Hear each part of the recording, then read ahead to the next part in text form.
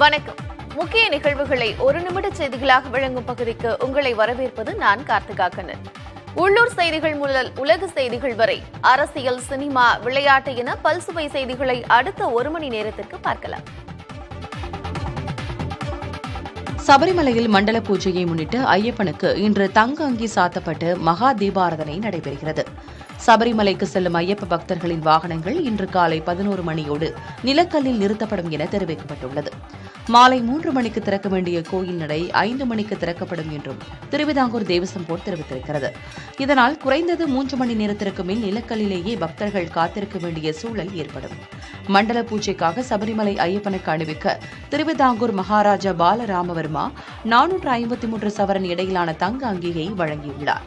இந்த அங்கி கடந்த 23ஆம் தேதி பத்தனம்திட்டா ஆரன்முளா பார்த்தசாரதி கோயிலில் இருந்து பல்லக்கில் ஊர்வலமாக புறப்பட்டது.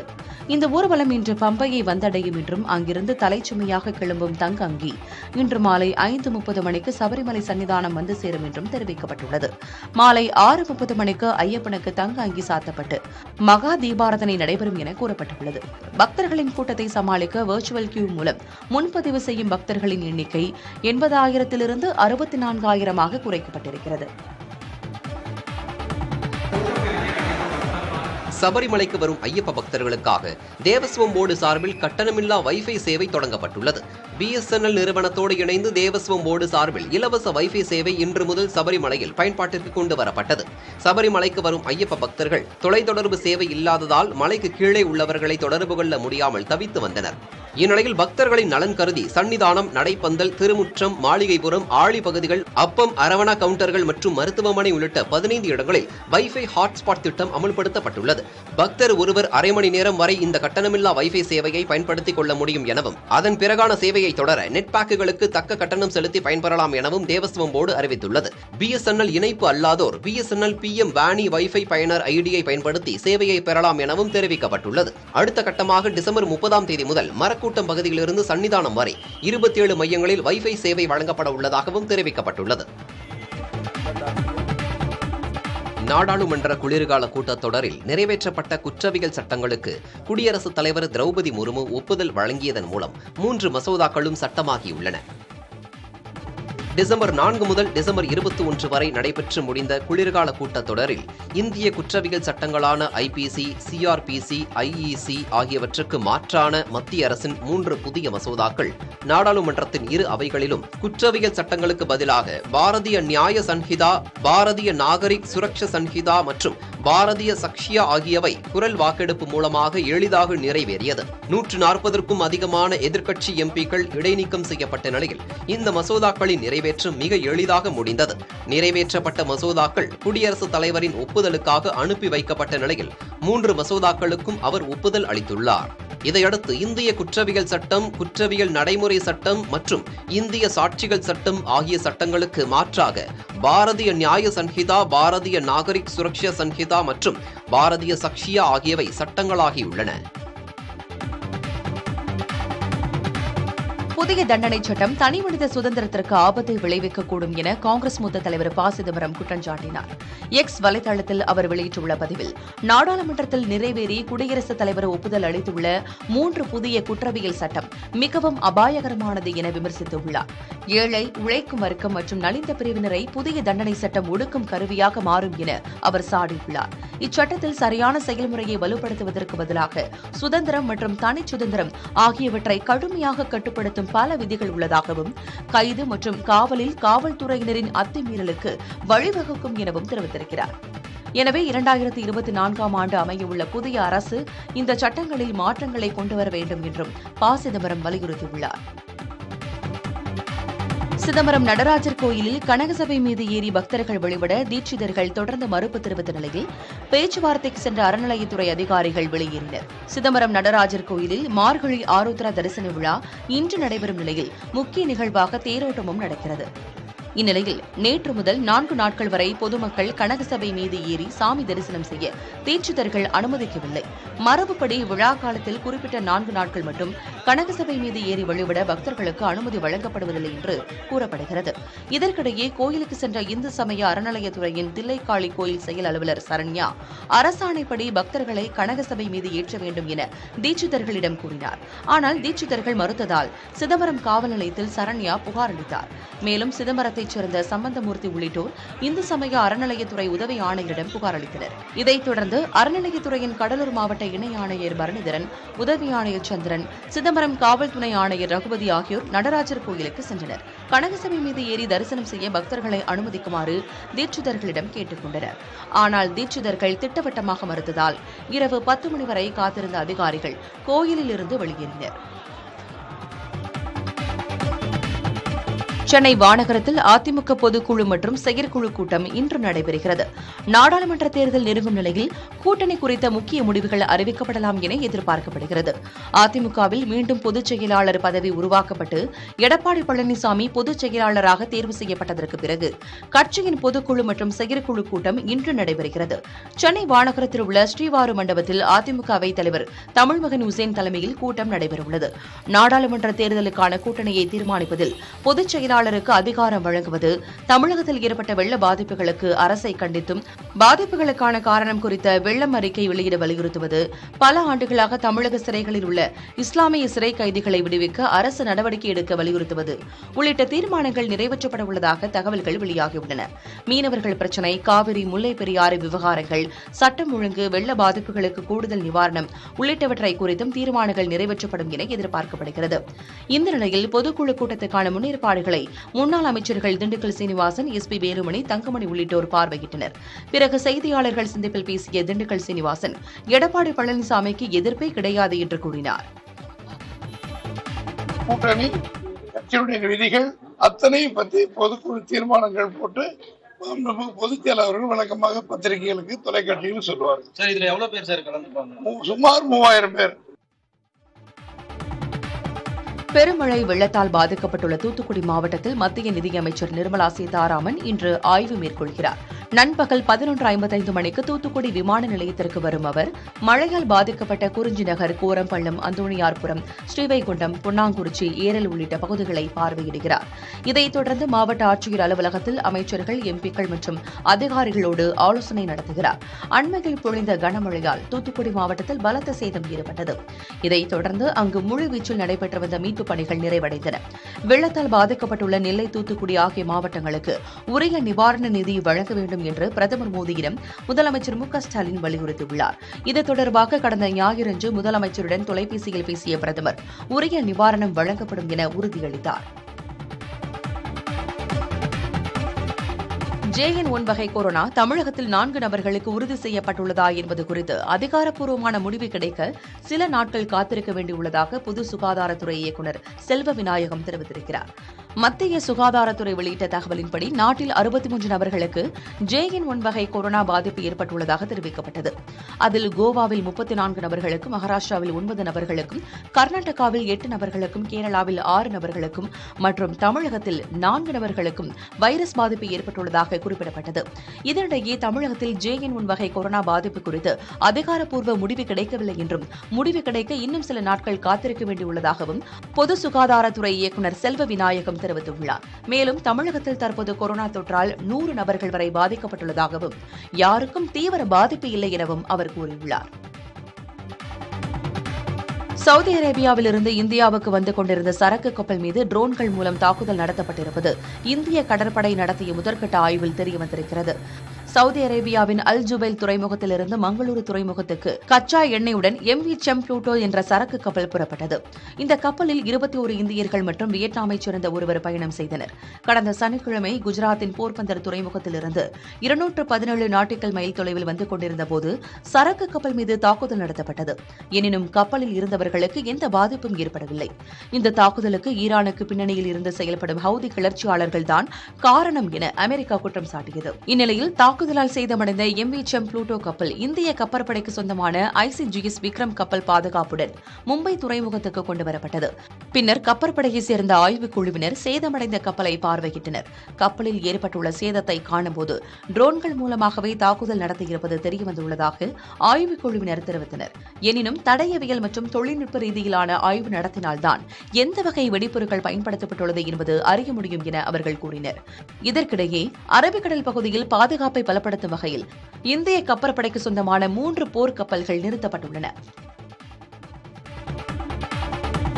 கிழக்கு திசை காற்றின் வேக மாறுபாடு காரணமாக தமிழகத்தின் ஒரு சில இடங்களிலும் புதுவை மற்றும் காரைக்கால் ஆகிய பகுதிகளிலும் இன்று லேசானது முதல் மிதமான மழை பொழியும் என்று சென்னை வானிலை மையம் தெரிவித்திருக்கிறது. வரும் 28ஆம் தேதி தமிழகத்தின் கடலோர மாவட்டங்களில் ஒரு சில இடங்களிலும் உள் மாவட்டங்களில் ஒரு சில இடங்களிலும் மிதமான மழை பொழியக்கூடும் என கணிக்கப்பட்டுள்ளது. இதேபோல் 29 முதல் 31ஆம் தேதி வரை தமிழ்நாட்டின் சில இடங்களில் மிதமான மழை இருக்கும் என வானிலை மையம் கூறியுள்ளது. தலைநகர் சென்னையில் வானம் ஓரளவு மேகமூட்டத்துடன் காணப்படும் என்றும் நகரின் ஒரு சில பகுதிகளில் லேசானது முதல் மிதமான மழை பொழிய வாய்ப்புள்ளதாகவும் வானிலை ஆய்வு மையம் தெரிவித்திருக்கிறது. குமரிக்கடல் பகுதிகளில் பலத்த காற்று மணிக்கு 45 முதல் 55 கிலோமீட்டர் வேகத்தில் வீசும் என்றும் இடையிடையே 65 கிலோமீட்டர் வேகத்திலும் காற்று வீசக்கூடும் என்பதால் மீனவர்கள் இன்று அங்கு செல்ல வேண்டாம் என அறிவுறுத்தப்பட்டுள்ளது. வளர்ச்சியின் பலன்கள் அனைவரையும் சென்றடைவதை மத்திய அரசு உறுதி செய்வதாக பிரதமர் நரேந்திர மோடி தெரிவித்திருக்கிறார். டெல்லியில் நடைபெற்ற கிறிஸ்துமஸ் விழாவில் பிரதமர் நரேந்திர மோடி பங்கேற்று சிறப்புரையாற்றினார். அப்போது தான் கிறிஸ்தவ சமூகத்துடன் நீண்ட காலமாக நெருக்கமான உறவை கொண்டுள்ளதாக தெரிவித்தார். தான் குஜராத் முதலமைச்சராக இருந்தபோது கிறிஸ்தவ மத தலைவர்களோடு அடிக்கடி உரையாடும் வாய்ப்பு கிடைத்ததாகவும் குறிப்பிட்டார். இயேசு கிறிஸ்துவின் உன்னத கருத்துக்களை நினைவுகூரும் வகையில் கிறிஸ்துமஸ் பண்டிகை அமைவதாக பிரதமர் நரேந்திர மோடி தெரிவித்தார். 2047க்குள் வளர்ந்த இந்தியாவை உருவாக்கும் நோக்கத்துடன் வளர்ச்சி பயணத்தில் வேகமாக முன்னேறி வருகிறோம் என்று தெரிவித்த பிரதமர் வளர்ச்சி பயணத்தில் மிக முக்கியமான பங்காளிகள் நமது இளைஞர்கள் எனவும் குறிப்பிட்டார். வளர்ச்சியின் பலன்கள் அனைவரையும் சென்றடைவதை மத்திய அரசு உறுதி செய்வதாகவும் பிரதமர் தெரிவித்தார்.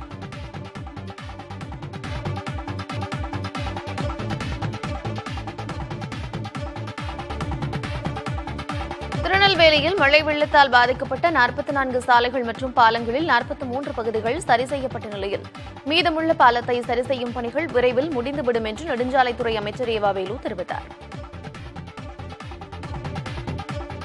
திருநெல்வேலி மாவட்டத்தை பொறுத்தளவுக்கு 44 இடங்களில் இது போன்ற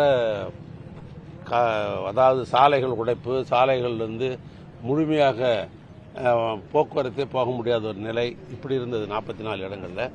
அதில் 43 இடங்களில் சீர் செஞ்சிட்டோம். இன்னும் இந்த ஒரு இடம் தான் இப்போ நடைபெற்று கொண்டு இது முடிந்தால் முழுமையடைந்து விடும்.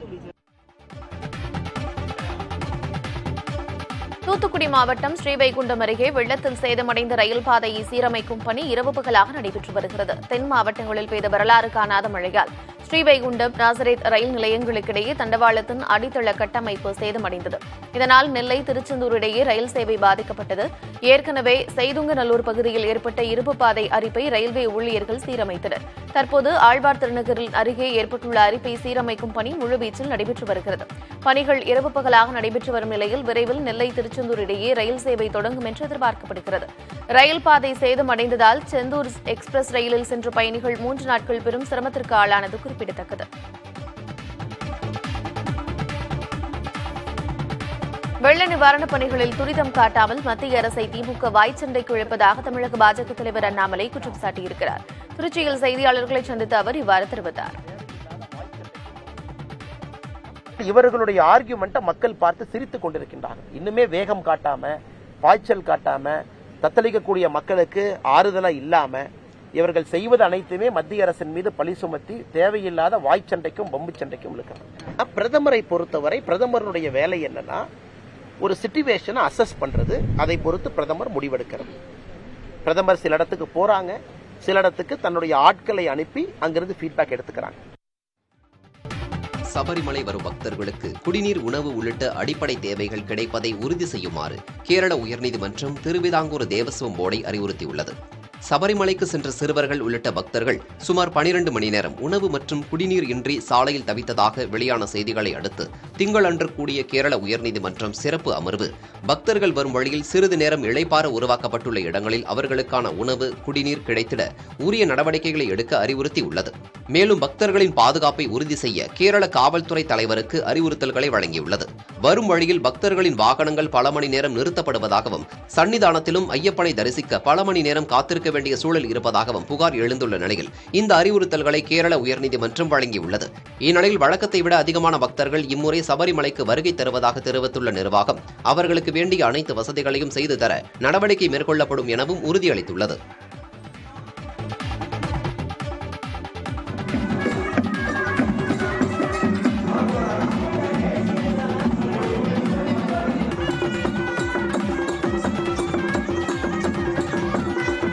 ஈரோடு மாவட்டம் கோபி அருகே நடைபெற்ற கோயில் திருவிழாவில் பனைமர தொழிலாளர்கள் கம்பத்தாட்டமாடி அம்மனை வழிபட்டனர். அங்குள்ள புதுசூரிபாளையத்தில் மாகாளியம்மன், முத்துமாரியம்மன், கூத்தாண்டவர் கோயில் திருவிழா கடந்த 20ஆம் தேதி பூச்சாட்டுதல் நிகழ்ச்சியோடு தொடங்கியது.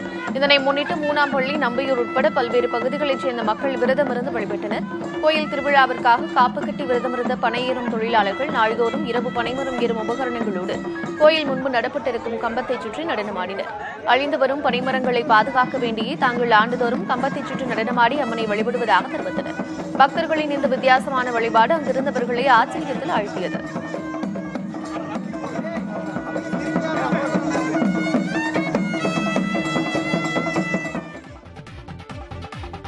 பேருந்துகளின் படிக்கட்டுகளில் பள்ளி மாணவர்கள் தொங்கிக் கொண்டே பயணிப்பதை தடுப்பதற்காக எடுக்கப்பட்டுள்ள புதிய முயற்சி கவனம் பெற்றிருக்கிறது. பள்ளி மற்றும் கல்லூரி மாணவர்கள் அரசு பேருந்துகளின் படிக்கட்டுகளில் தொங்கியபடி பயணிப்பது வழக்கமாக உள்ளது. சில நேரங்களில் கீழே விழுந்து மாணவர்கள் உயிரிழக்கும் சம்பவமும் அரங்கேறுகிறது. இதுகுறித்து அவ்வப்போது விழிப்புணர்வு ஏற்படுத்தப்பட்டு வந்தாலும் மாணவர்கள் சிலர் அதனை கண்டுகொள்வதில்லை. இந்நிலையில் காஞ்சிபுரம் பணிமனையிலிருந்து இயக்கப்படும் நகர பேருந்துகளில் படிக்கட்டுகளை ஒட்டியிருக்கும் ஜன்னல்கள் தகரம் கொண்டு அடைக்கப்பட்டன. இந்த சோதனை முயற்சி மக்கள் மத்தியில் வரவேற்பை பெற்றுள்ளதால் காஞ்சிபுரம் பணிமனையிலிருந்து இயக்கப்படும் அனைத்து நகர பேருந்துகளிலும் படிக்கட்டுகளுக்கு அருகே உள்ள ஜன்னல்களை தகரத்தை கொண்டு மூடும் பணி நடைபெற்று வருகிறது.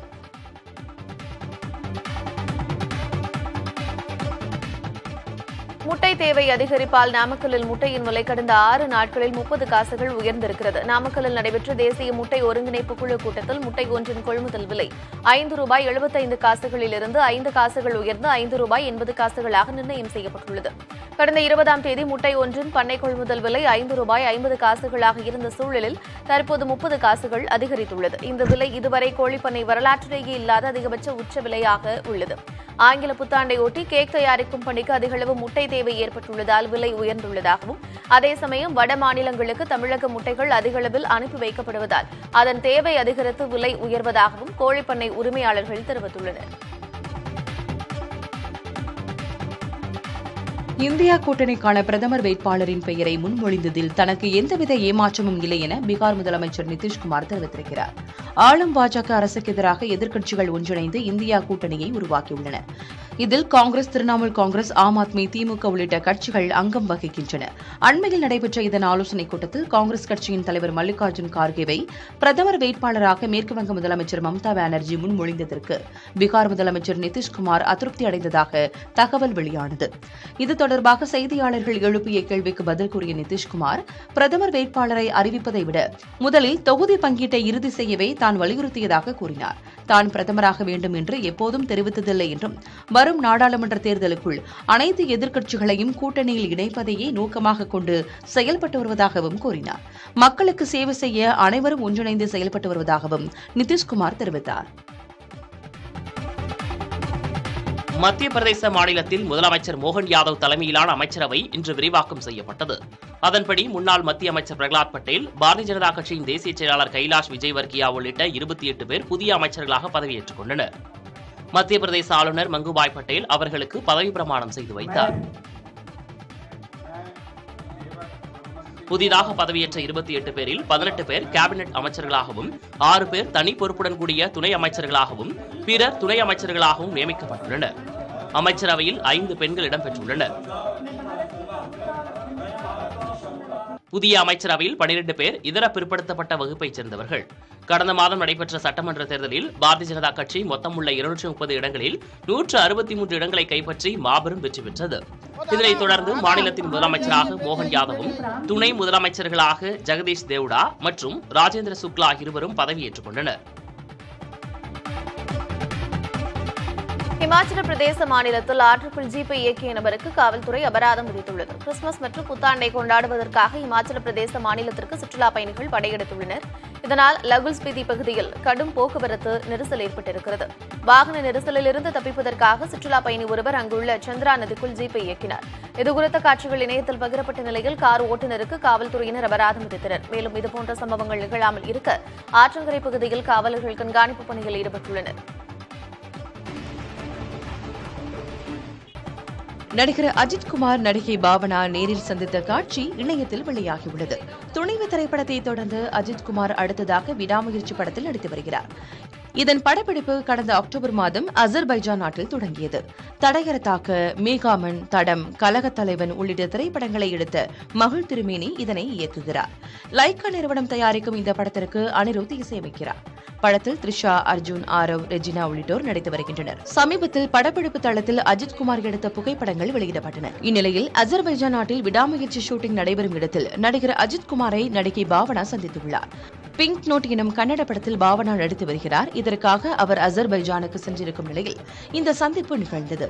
அப்போது தான் காலதாமதமாக வந்ததாக கூறி நடிகையிடம் அஜித் மன்னிப்பு கேட்க அதன் வீடியோ தற்போது இணையத்தில் வைரலாகியுள்ளது.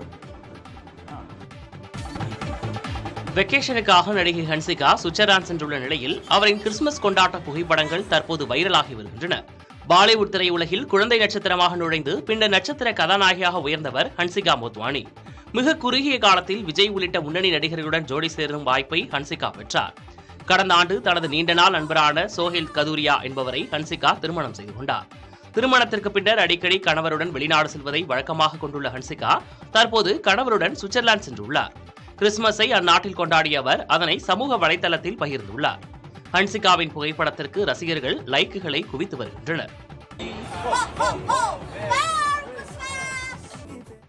சீனாவில் உள்ள பனிச்சறுக்கு விளையாட்டு மையம் சுற்றுலா பயணிகளின் கவனத்தை ஈர்த்திருக்கிறது.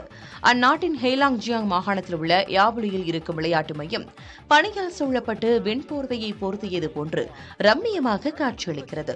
அங்கு பனிச்சறுக்கு விளையாட்டிற்கான பயிற்சி அளிக்கப்படுவதால் சுற்றுலா பயணிகள் விரும்பி செல்கின்றனர். சிறுவர் முதல் பெரியவர்கள் வரை அனைத்து தரப்பினருக்கும் பயிற்சி கொடுக்கப்படுவதால் யாவுலி பனிச்சறுக்கு மையத்திற்கு செல்லும் சுற்றுலா பயணிகளின் எண்ணிக்கை நாளுக்கு நாள் அதிகரித்து வருகிறது. சராசரியாக தற்போது நாளொன்றுக்கு 11,000 நபர்கள் அங்கு செல்வதாக கூறப்படுகிறது. அங்கிருக்கும் பனிச்சறுக்கு பாதைகள் தங்களை மிகவும் கவர்ந்துள்ளதாக சுற்றுலா பயணிகள் கூறுகின்றனர். சீனாவின் பல்வேறு பகுதிகளில் இருந்தும் பனிச்சறுக்கு விளையாட்டு மையத்திற்கு மக்கள் படையெடுக்கும் நிலையில் அவர்களுக்கு உள்ளூர் மக்கள் பயிற்சி அளிக்கின்றனர். இதனால் தங்களுக்கு நல்ல வருமானம் கிடைப்பதாகவும் குளிர்காலத்தில் 2 லட்சம் ரூபாய்க்கு மேல் சம்பாதிப்பதாகவும் அவர்கள் மகிழ்ச்சியோடு தெரிவித்தனர். ஜெர்மனி நாட்டின் பவாரியா பகுதியில் ஏற்பட்ட பெருமழையால் பல்வேறு இடங்களில் வெள்ளம் சூழ்ந்தது. அங்கு கடந்த சில நாள்களாகவே கொட்டி தீர்த்த கனமழை காரணமாக நாப் நதிக்கு நீர்வரத்து அதிகரித்தது. அபாயக்கட்ட அளவை தாண்டி தண்ணீர் சீறி பாய்ந்ததால் கரையோர பகுதிகளில் ஆற்று நீர் புகுந்தது. குடியிருப்புகளில் முழங்கால் அளவுக்கு வெள்ளம் பெருக்கெடுத்ததால் மக்கள் வீடுகளை விட்டு வெளியேற முடியாமல் முடங்கினர். கிறிஸ்துமஸ் பண்டிகை நாளில் இந்த நிலை ஏற்பட்டதால் அந்த பகுதி மக்கள் கவலையடைந்தனர். பல்வேறு வீடுகளுக்குள் தண்ணீர் புகுந்த நிலையில் மோட்டார் கொண்டு மழைநீரை வெளியேற்றும் பணி நடைபெற்றது. இருப்பினும் தொடர்ந்து அங்கு வெள்ளம் அதிகரித்து வருவதால் கண்காணிப்பு பணிகளில் அதிகாரிகள் ஈடுபட்டுள்ளனர். முதலில் தாழ்வான பகுதிகளில் சிக்கியிருப்பவர்களை மீட்டு பாதுகாப்பான இடங்களில் தங்க வைப்பதற்கான பணிகள் முடுக்கிவிடப்பட்டுள்ளன.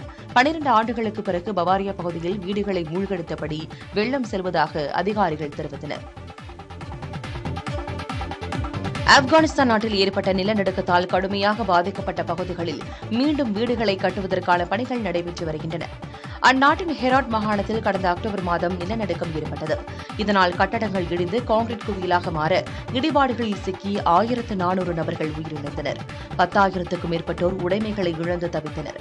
இயற்கை பேரிடரால் ஒரே நாளில் தாங்கள் வசித்த வீட்டை இழந்து கூடாரத்தில் தங்கும் நிலைக்கு அவர்கள் தள்ளப்பட்டனர். இந்நிலையில் நிலநடுக்கத்தால் கடுமையாக பாதிக்கப்பட்ட ஜின் டாஜான் பகுதியில் மீண்டும் குடியிருப்புகளை கட்டுவதற்கான பணிகள் தொடங்கியுள்ளன. இதற்காக ஆப்கானிஸ்தானின் பல்வேறு மாகாணங்களில் உள்ள தொழிலதிபர்கள் மற்றும் உள்ளூர் மக்களிடமிருந்து நிதி திரட்டப்பட்டு வேலைகள் நடைபெற்று வருகின்றன. முதல் கட்டமாக 3000 வீடுகளை கட்டுவதற்கான பணி இரவு பகலாக நடைபெறுகிறது. இருப்பினும் அங்கு குளிர் வாட்டி வதைப்பதால் கட்டட வேலைகளை மேற்கொள்வதில் சிரமம் ஏற்பட்டுள்ளதாக பணியாளர்கள் கூறுகின்றனர். சில கிராமங்களில் 90 விழுக்காடு கட்டடப் பணிகள் நிறைவடைந்திருக்கும் நிலையில் பாதிக்கப்பட்டவர்கள் விரைவில் கான்கிரீட் வீடுகளில் குடியேறலாம் என தெரிவிக்கப்பட்டுள்ளது. சிம்லா அருகே புதிதாக கட்டப்பட்ட சஞ்சௌலி தள்ளி இடையிலான சுரங்கப்பாதையை இமாச்சல பிரதேச முதலமைச்சர் சுக்வீந்தர் சிங் சுக்கு திறந்து வைத்தார். 47 கோடியே 36 லட்சம் மதிப்பில் 154.22 மீட்டர் தொலைவுக்கு சஞ்சௌலி தள்ளி இடையே புதிதாக சுரங்கப்பாதை கட்டப்பட்டுள்ளது. ஏற்கனவே தள்ளி பகுதியில் ஒரு வழி சுரங்கப்பாதை இருந்த நிலையில் போக்குவரத்து நெரிசலை கருத்தில் கொண்டு புதிதாக சுரங்கப்பாதை அமைக்க கடந்த ஆட்சியில் பணிகள் தொடங்கப்பட்டன. பணிகள் நிறைவடைந்ததை அடுத்து அம்மாநில முதலமைச்சர் சுக்வீந்தர் சுக்கு புதிய சுரங்கப்பாதையை பயன்பாட்டிற்கு கொண்டு வந்தார். புதிய சுரங்கப்பாதை முழுவதும் வண்ண ஓவியங்களால் அழகுபடுத்தப்பட்டிருந்தன. நிகழ்ச்சியில் பேசிய அவர், சுற்றுலாத்துறையே முதன்மையாக இருக்கும் இமாச்சல பிரதேசத்தில் இணைப்பு வசதி மிகவும் முக்கியம் என கூறினார். கடந்த ஆட்சியில் நத்தை வேகத்தில் பணிகள் நடைபெற்ற நிலையில் பாஜக ஆட்சியில் ஒரே ஆண்டில் கட்டி முடிக்கப்பட்டு சுரங்கப்பாதை பொதுமக்களின் பயன்பாட்டிற்கு கொண்டு வந்திருப்பதாகவும் அவர் தெரிவித்தார். பூரி ஜெகநாதர் கோயிலுக்காக சிறப்பு பாதுகாப்பு படை அமைக்க ஒடிசா முதலமைச்சர் நவீன் பட்நாயக் ஒப்புதல் அளித்திருக்கிறார். உலக புகழ்பெற்ற பூரி ஜெகநாதர் கோயிலுக்கு ஒடிஷா மட்டுமின்றி வெளி மாநிலங்களிலிருந்தும் வெளிநாடுகளிலிருந்தும் நாள்தோறும் ஏராளமான பக்தர்கள் வந்து செல்கின்றனர். 10 ஏக்கர் பரப்பளவில் அமைந்துள்ள இந்த கோயிலின் பாதுகாப்பை உறுதி செய்ய உள்ளூர் காவல்துறை தரப்பில் பல்வேறு நடவடிக்கைகள் மேற்கொள்ளப்பட்டுள்ளன. இந்நிலையில் பக்தர்களின் கூட்டத்தை கட்டுப்படுத்தும் வகையிலும் கூடுதல் பாதுகாப்பு வழங்கும் நோக்கிலும் சிறப்பு பாதுகாப்பு படையை அமைக்க அம்மாநில முதலமைச்சர் நவீன் பட்நாயக் ஒப்புதல் அளித்திருக்கிறார். புத்தாண்டை ஒட்டி பக்தர்களின் வருகை மேலும் அதிகரிக்கும் என்பதால் நெரிசலை தவிர்க்கும் வகையிலும் பக்தர்களுக்கு முறையான பாதுகாப்பு அளிக்கவும் நடவடிக்கை மேற்கொள்ளப்பட்டுள்ளது. அதே நேரத்தில் உள்ளூர் காவல்துறை தரப்பிலும் சிசிடிவி கேமராக்கள் அமைக்கப்பட்டு கண்காணிப்பு தீவிரப்படுத்தப்பட்டுள்ளதாக தெரிவிக்கப்பட்டுள்ளது. கர்நாடக மாநிலத்தில் கொரோனா தொற்றால் பாதிக்கப்பட்டு சிகிச்சை பெற்று வந்த 3 நபர்கள் ஒரே நாளில் உயிரிழந்தனர். நாடு முழுவதும் கொரோனா பரவல் மீண்டும் அதிகரிக்க தொடங்கியுள்ளது. புதிதாக JN1 வகை கொரோனா வைரஸ் பரவி வருவதால் முன்னெச்சரிக்கை நடவடிக்கைகளை தீவிரப்படுத்த மாநில அரசுகளுக்கு மத்திய சுகாதாரத்துறை அறிவுறுத்தியுள்ளது. இந்நிலையில் கர்நாடக மாநிலத்தில் 3155 நபர்களுக்கு பரிசோதனை செய்தபோது புதிதாக 125 நபர்களுக்கு தொற்று உறுதி செய்யப்பட்டுள்ளது. இதனையடுத்து அங்கு தற்போது சிகிச்சையில் இருப்பவர்களின் எண்ணிக்கை 436ஆக அதிகரித்துள்ளது. அதில் 400 நபர்கள் வீட்டு தனிமையில் இருப்பதாகவும் 36 நபர்கள் மருத்துவமனையில் சிகிச்சை பெற்று வருவதாகவும் அம்மாநில சுகாதாரத்துறை தெரிவித்துள்ளது. அதே நேரத்தில் கொரோனா பாதிப்பால் சிகிச்சை பெற்று வந்த 3 நபர்கள் உயிரிழந்தனர். 3 நபர்களும் மூச்சு விடுவதில் சிரமம் ஏற்பட்டு உயிரிழந்ததாக தெரிவிக்கப்பட்டுள்ளது.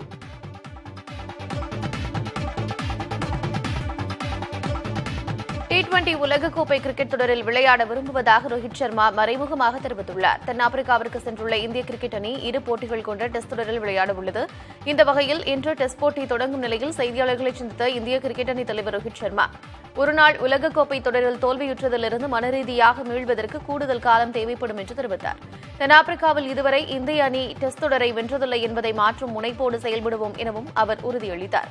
டெஸ்ட் தொடரில் முகமது ஷமி இல்லாததால் இளம் வீரர்கள் கூடுதல் பொறுப்புடன் செயல்பட வேண்டியது இருக்கும் என்று குறிப்பிட்ட ரோஹித், KL ராகுல் விக்கெட் கீப்பிங் பணியை கவனிப்பார் எனவும் தெரிவித்தார். T20 உலகக்கோப்பை தொடரில் பங்கேற்பீர்களா என்று செய்தியாளர்கள் கேள்வி எழுப்பிய நிலையில் அனைத்து விதமான கிரிக்கெட்டையும் அனுபவித்து விளையாடவே விரும்புவதாக ரோஹித் சர்மா தெரிவித்தார். இதன் மூலம் அவர் T20 உலகக்கோப்பை தொடரில் பங்கேற்கும் விருப்பத்துடன் உள்ளது தெரியவந்துள்ளது.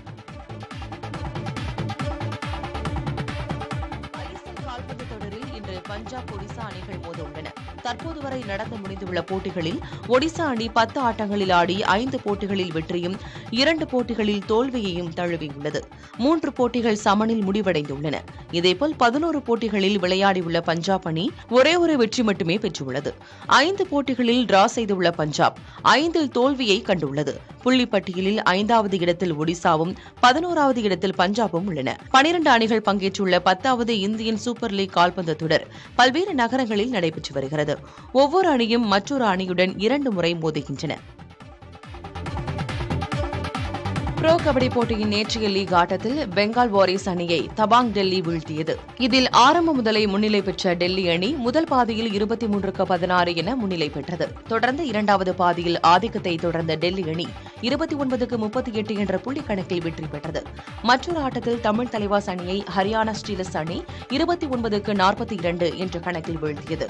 10வது புரோ கபடி லீக் தொடர் கடந்த 2ஆம் தேதி தொடங்கி நடைபெற்று வருகிறது. இதில் 12 அணிகள் பங்கேற்று விளையாடி வருகின்றன. சீனாவின் பீஜிங் நகரில் 72 ஆண்டுகளில் இல்லாத அளவுக்கு கடும் பனிப்பொழிவு நிலவுகிறது. அந்நாட்டின் வடக்கு மற்றும் வடகிழக்கு பகுதிகளில் குளிர் வாட்டி வதைக்கிறது. குறிப்பாக தலைநகர் பீஜிங்கில் தொடர்ந்து 9 நாட்களாக -10 டிகிரி அளவுக்கு குளிர் நிலவுவதால் மக்களின் இயல்பு வாழ்க்கை முடங்கி போயுள்ளது. அதிகமாக பனிப்பொழிவு இருப்பதால் அந்நகரின் குடியிருப்புகள், வாகனங்களில் பனி குவிந்துள்ளன. சாலையே தெரியாத அளவுக்கு பனி சூழ்ந்து வெண்போர்வையை போர்த்தியது போல் காட்சியளிக்கிறது. அங்கு குளிருக்கு இதமாக கம்பளி உடைகளை அணிந்து மக்கள் பயணிக்கின்றனர். சாலையில் கிடக்கும் உறைபனிகளை கையில் எடுக்கும் குழந்தைகள் அதனை தங்கள் நண்பர்கள் மீது வீசி விளையாடுகின்றனர். இதனிடையே 1951ஆம் ஆண்டுக்கு பிறகு பீஜிங் நகரில் கடும் பனிப்பொழிவு ஏற்பட்டுள்ளதாக அதிகாரிகள் கூறுகின்றனர். முக்கிய சாலைகளில் சூழ்ந்திருக்கும் உறைபனி இயந்திரங்கள் கொண்டு அகற்றப்படுவதாகவும் அவர்கள் தெரிவித்தனர். நடைபாதைகளை ஆக்கிரமித்திருக்கும் பனிக்கட்டிகளை பணியாளர்கள் அகற்றி வருகின்றனர். வரும் நாட்களில் அங்கு பனிப்பொழிவு மிகவும் அதிகமாக இருக்கும் என கூறப்படுகிறது. நிமிடச் செய்திகள் நிறைவு பெறுகிறது. தொடரும் அண்மைச் செய்திகளுக்கு இணைந்திருங்கள் புதிய தலைமுறையோடு.